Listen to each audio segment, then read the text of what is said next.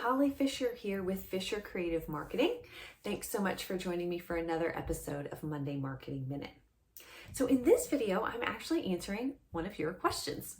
I love hearing from small business owners with their marketing questions and concerns. And so today I want to answer a question from Paula.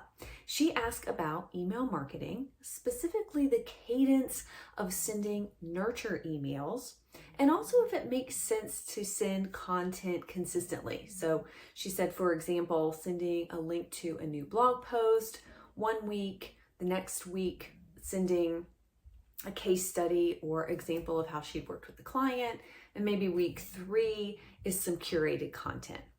So first, let me answer Paula's question about the cadence of nurture emails. So as a reminder, a nurture email is designed to do exactly like it sounds: nurture the relationship with current and potential customers and clients.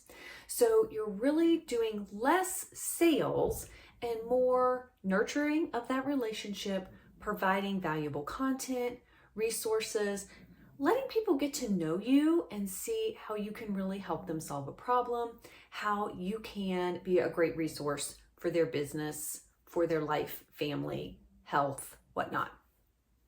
So I recommend sending emails once a week if you can. If that feels like too much, if you don't have a regular nurture email, then definitely try to start with a couple of times a month. That is enough frequency that it's manageable for you, but it also really helps you stay top of mind.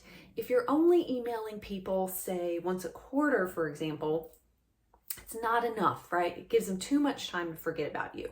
So we definitely want to try to email folks every couple of weeks and then weekly if we can. Also, a good rule of thumb is to keep those emails relatively short and sweet.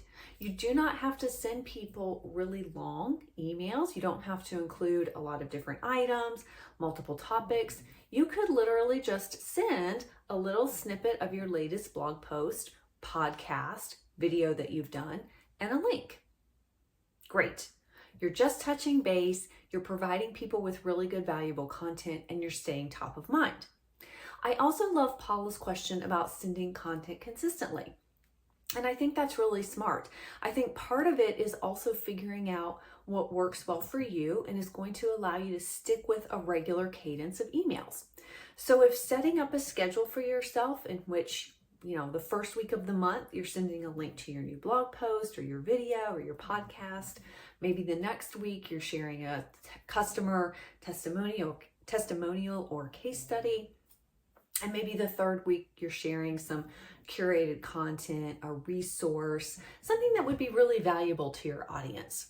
If that's going to allow you to stay on track with your nurture emails, then by all means, I think that's a fantastic idea. And it also lets your audience know what to expect from you.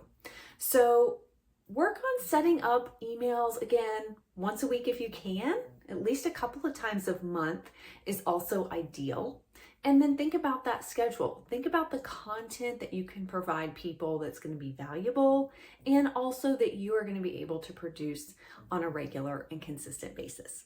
So thank you, Paula, for that fantastic question. I really appreciate it. And if you have other marketing questions that I can answer, drop those in the comments. I would love to address them in a future episode of Monday Marketing Minute. Thanks so much for joining me, and I look forward to sharing even more ways that I can help you fuel your marketing.